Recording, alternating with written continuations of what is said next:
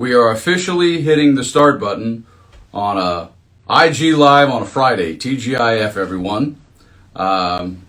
Get your peeps. Here we go on rejection.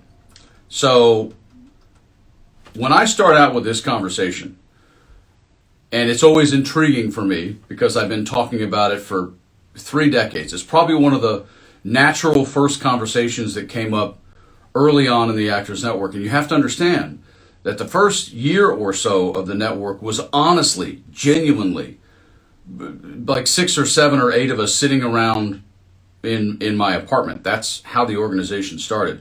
So we were just chatting.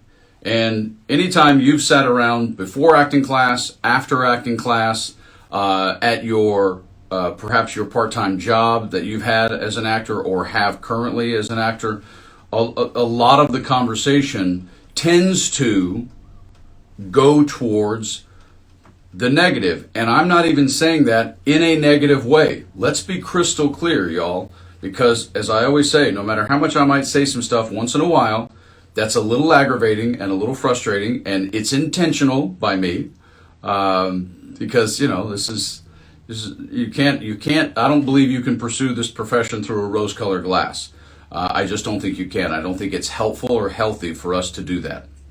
So, one of the very simple reasons, don't ever forget this, that we tend to, when we're mixing, I don't care if you're mixing on Zoom, post the pandemic, through the pandemic, I don't care if you're mixing because you're at a party or a thing. The reason why we tend to naturally go towards a negative conversation about being actors or wanting to work more or get more opportunities is simple.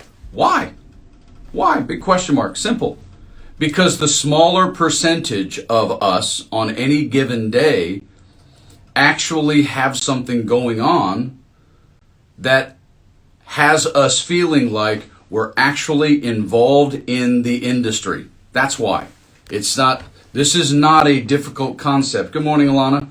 This is not a difficult concept. When the nature of any profession, I don't care, and again, I tend to, you guys might know this by now, and if you don't, here it is.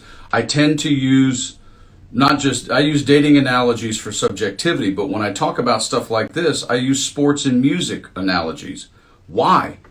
Well, what percentage of people in high school, and then who even are proficient enough at sports to make it to college, how many of them go on to professionals if you back that out all the way? It's a tiny, tiny percentage, okay? So when you take a profession like ours and you naturally say to somebody, listen, 90 to 95 auditions out of 100, you ain't getting hired. Well, that sucks. It's like, yeah, but that's this profession. So I don't care if you're 17, 27, or 70. Math doesn't change like that. So it is natural. We're human, and I don't want anybody apologizing for being human. But it is natural when something is 5 or 7 out of 100 to kind of be in the space most of the time of shit. It ain't happening. Nothing's happening. Blah, blah, blah, blah, blah. Okay. That's the premise. That's the foundation of the definition of the word rejection, but how it plays in our profession. My question to you, right now, right off the bat, first 5 minutes of this IG Live is this, and I mean this, and I know this is going to sound funny, but I mean this, and you should write this down someplace. If you're one of those folks who writes down mantras, puts them on sticky notes, has them all over mirrors and refrigerators and shit all over your house, that's great. Write this one down. Do I want to feel rejected all the time? I'm not joking.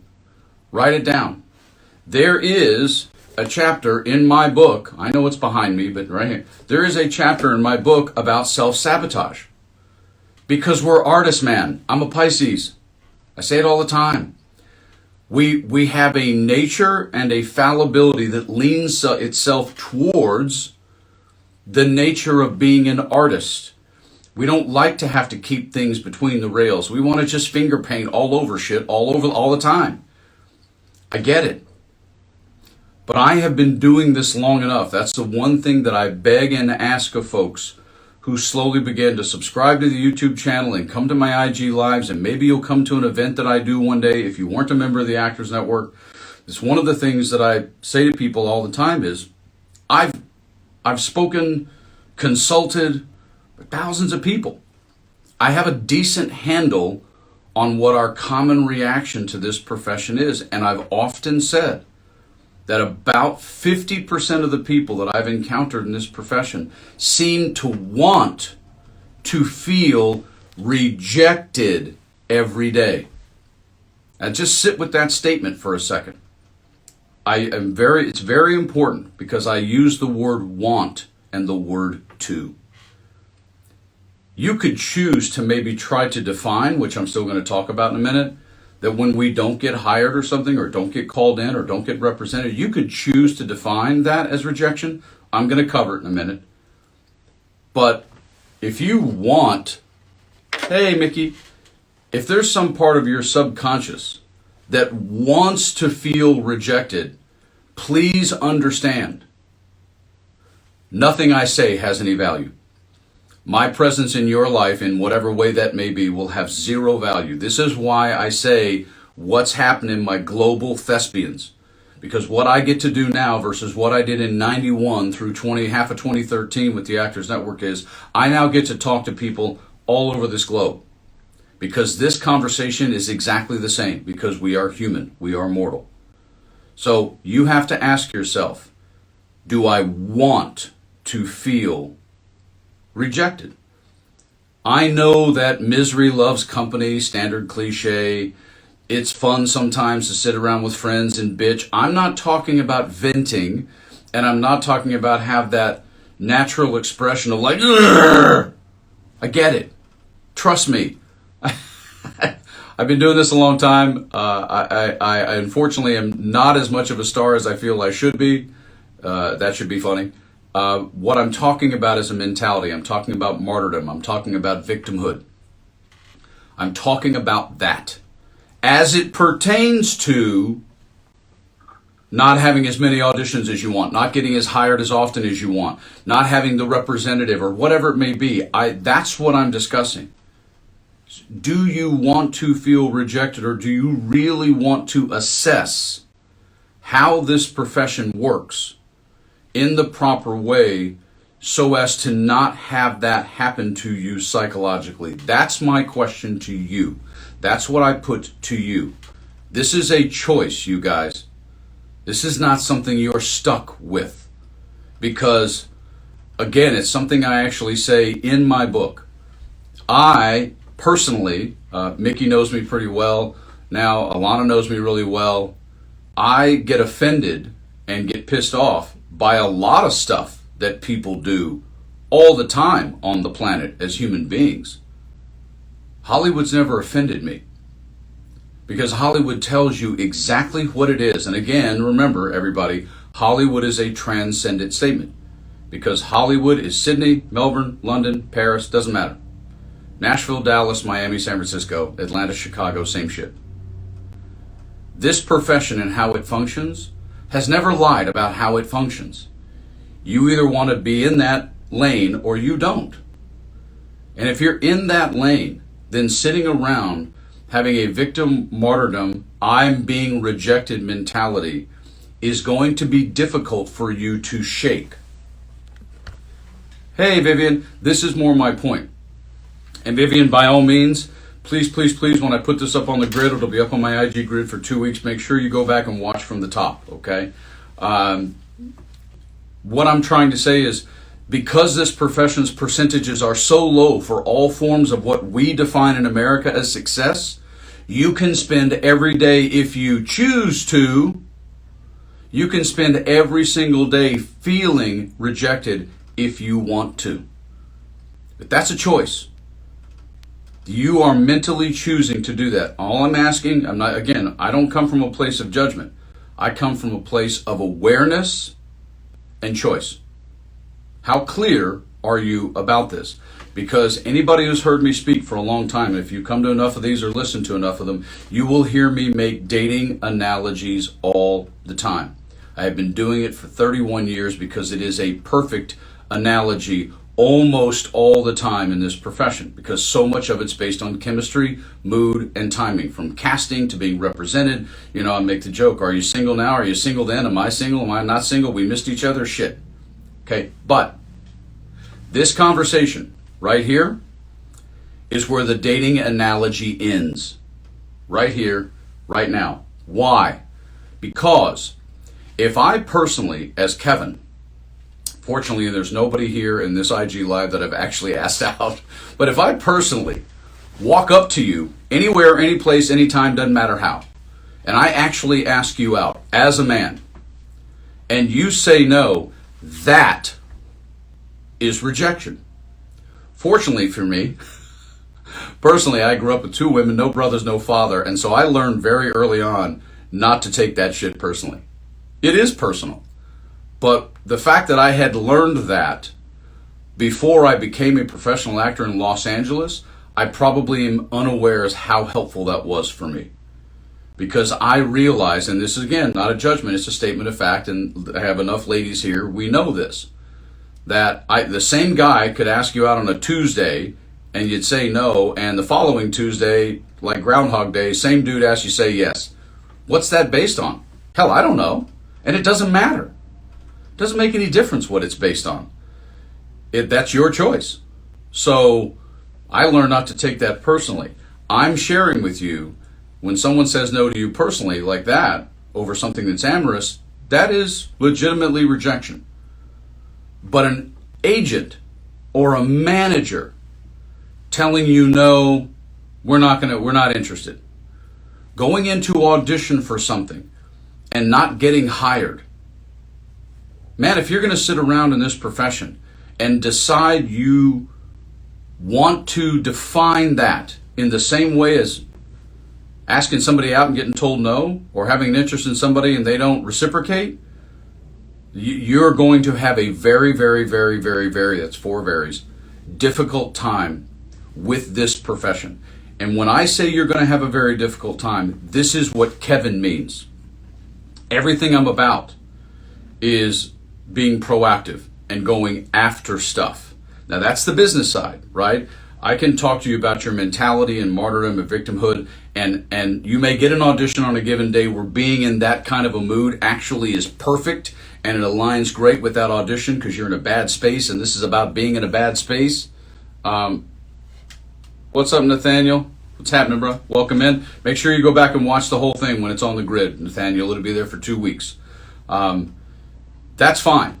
That's the space you're in, okay? But the choice, the bottom line is, most of the time, it's highly likely, y'all, that if you're in a constant state of rejection and nobody loves me, nobody wants me, all this kind of crap, you don't know when an audition's coming in. You don't know when you're going to walk around the corner in this business and bump into somebody that could change your life and career. And again, it is our nature to talk, as I said at the top of the show, it's our nature to have language come out of our mouth about how difficult this profession is. I get it. But here's the thing, y'all, seriously. The people who are on the other side of the desk from us, agents, managers, casting, executive producers, showrunners, directors, writers, they don't want to hear it. They don't give a shit. This is something that needs to be left for your bestie, a couple of your besties, your mom, your dad, your sibling. I don't care. I don't have a problem with anybody venting about the annoying difficulty of this profession. But when you turn that into, in your mind, personal rejection, this is a nasty hole to get out of because it becomes a routine and a habit very quickly. This is my concern. There's an old movie that was done a long time ago with Robin Williams called What Dreams May Come. It's old enough, probably most of you guys here have not seen it. But metaphorically and visually, the movie is similar to what I'm saying. It's just going down the rabbit hole of your mind about negativity. And it's hard. I'm not telling you it's easy for me. This shit's not easy for me.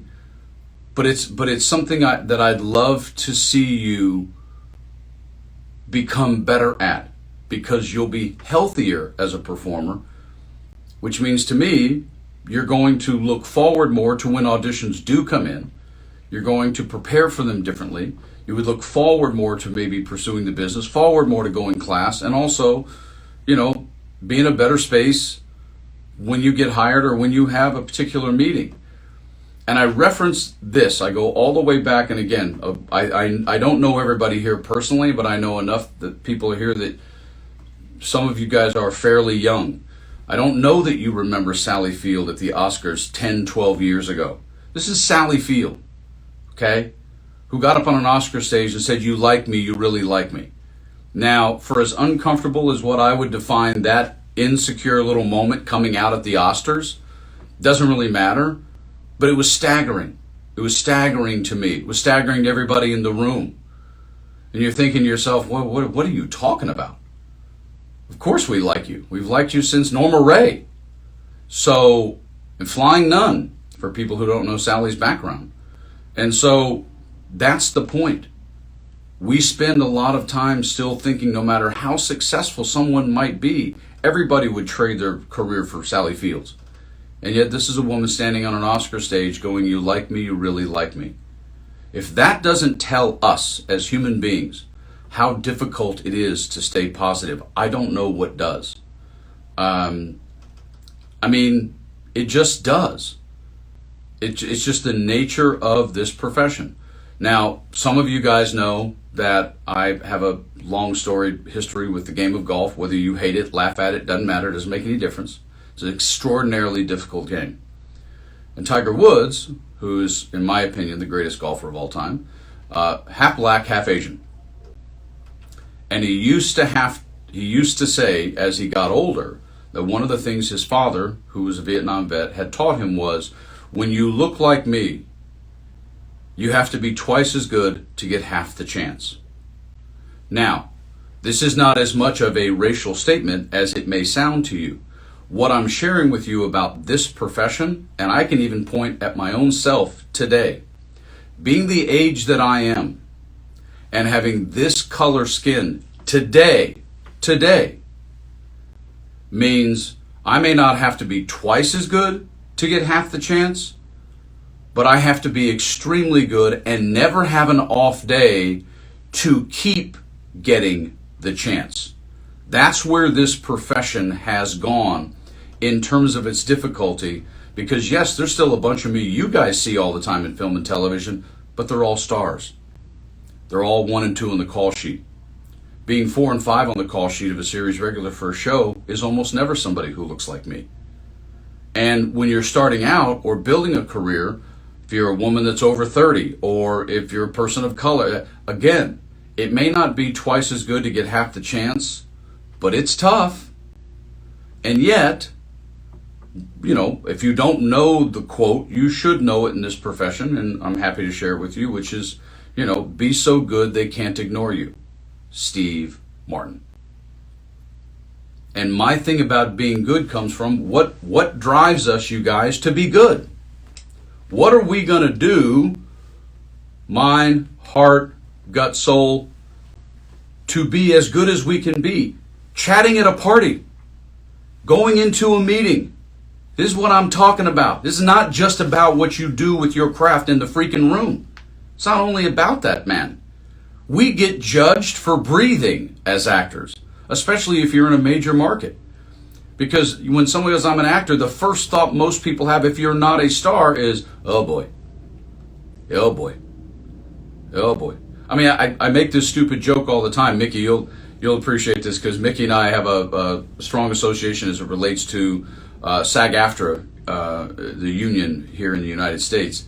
I used to make a joke all the time that if we go on strike, or you hear an actor complain about something, most of the country, and I am speaking specifically to the U.S., people who are in other professions are like, "Oh, geez, those freaking spoiled elitist millionaires."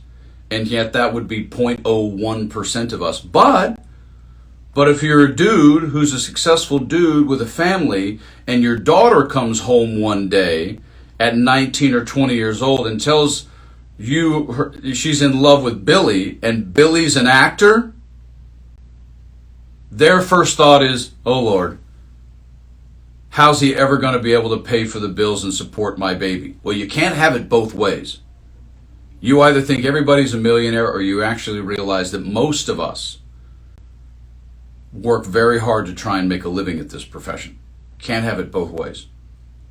And so, because the reality is that 98.5% of us, close to 99% of us, have to work really hard to make what we would call a living, that lends itself to feeling rejected all the time. And I understand it, but that is a space that I'm sharing with you, whatever is necessary, and this is where this conversation goes just to my audience who's watching this. I don't know what does it for you. I have no idea. I know this. Yes, thank you, Sheeta, for putting the quote up. I'm so good they can't ignore me. Yep. I don't know what this is for you. I just know that you have to find it. Now, a lot of people I know that have gone on since the early days of the network, which is a long time ago. I mean, 3 decades. I cover a lot of actors that I've known globally, by the way. We had members from 23 different countries at the Actors Network, and many of them are actors to this day in Spain, in Germany, in Holland, in Australia, in Canada. They're everywhere. And the people who have found a way to stave off, not 100%, minimize the mentality that when something doesn't go their way, I was rejected. I am being rejected. Well, they rejected me. Those phrases, I'm begging you, need to try to stay out of your mind. If you want to stop and think about it, could you have done a better job?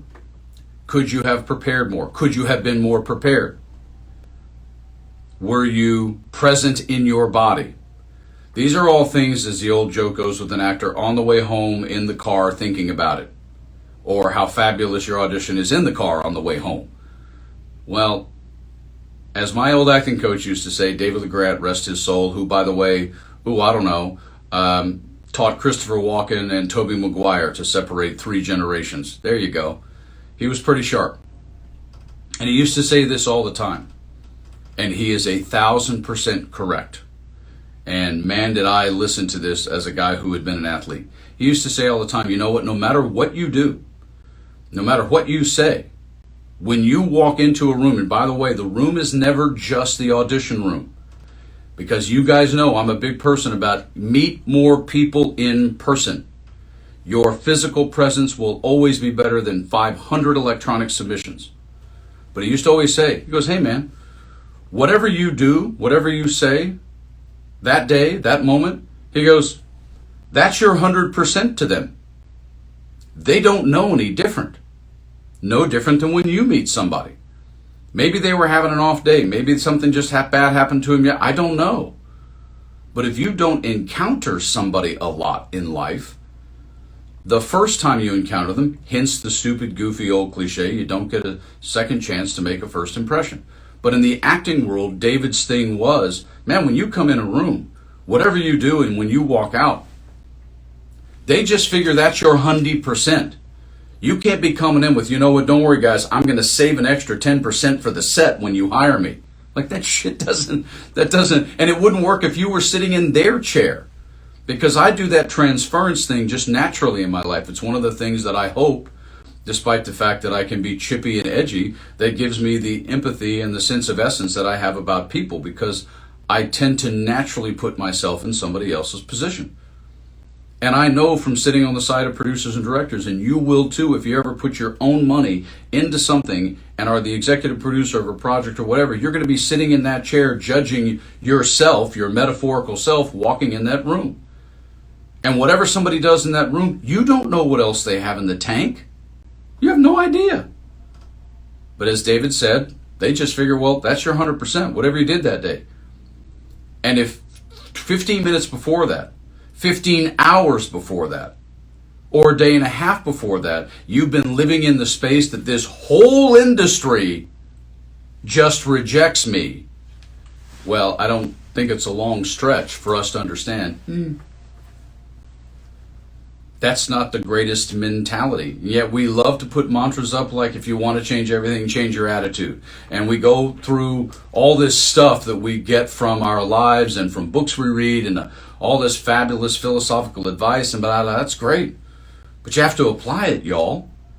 You have to apply it. And I don't know what that means for you. But if you don't know how you keep yourself from staying in rejection mode. Guys, I'm not telling you to never feel rejected. It's not what I'm saying. That is human, it's natural, it's normal. This is why this has to be the last 5 minutes. I'm not saying that. I started out at the top of this conversation by saying, do you want to feel rejected? Is that something you seem to want to lean towards when chatting with fellow actors, when it's been, slow for you or something good didn't work out? Do you want to? Feeling that way is normal. The question is, how do you get out of it, and how quickly can you get out of it, and what can you consistently do to lessen the amounts of time that you have to get out of it? Because for some people, it would be 4 times a week, every week. Okay, I just made that shit up. Okay? How about you try to get to it's once every 2 weeks? And then you get to once every month. And then the question is, how long do you stay in that space before you're out of it and you're moving on? I don't know what that solution is for you. I don't know. I just know you need to find it. For some people, it's just going out and taking a walk with their dog. I don't know. For some people, it'll be talking to their spouse or their boyfriend or their girlfriend or calling their parents. I don't know. For some of us, it's doing some sort of an activity or going hiking or looking at the ocean and realizing how small we are. Bro, I don't know. That's where Kevin's, I can't tell you what that is. I can only tell you that I know you need to know what it is. You have to know what that is. You just do. I've been called Mr. Intense a lot in my life. But one of the things that I make sure I do every day, even if I do it by myself, which is not uncommon since I'm single and I don't have any kids in the house, is I laugh and sing every single day throughout the day. I find shit to laugh at, and sometimes I'll just take 5 minutes and play a song. I do it all the time. Now, that's not my only tool or mechanism, but it's one of them. The irony is, if you ever manage to get feedback as to why you didn't book it more than half the time, is that? Oh, exactly. That's my point, Alana. That's why the getting hired part is the dating analogy. Man, sometimes it's just mood, timing, chemistry, and more often than not, especially in the last 10, 15 years, they didn't even hire your ethnicity. They didn't hire your gender. I mean, back when I was young in this profession, you almost never saw any form of a mixed audition room. They did on a few shows, but it took all the way into a fair amount into the 21st century before it was common for me to go to an audition and see people of color and also women reading for the same role. And man, I got news for you. I actually like it when it's all white dudes, because then it becomes more about my ability in the room. It doesn't mean that it lessens what I try to put into that effort as an audition. But when I see people of color and women, I realize I got to do my 120%. But the high likelihood is, if I don't get this job, it's probably because they went person of color or female. And if you want to call that rejection, this is going to be a tough profession for you. So it brings us right up to the 30-minute mark, you guys, and I like to stick with that. So it is TGIF. I'm wishing you guys an awesome weekend. I hope that some pieces of conversations like this resonate and stick with you. This will be on the grid for a couple of weeks.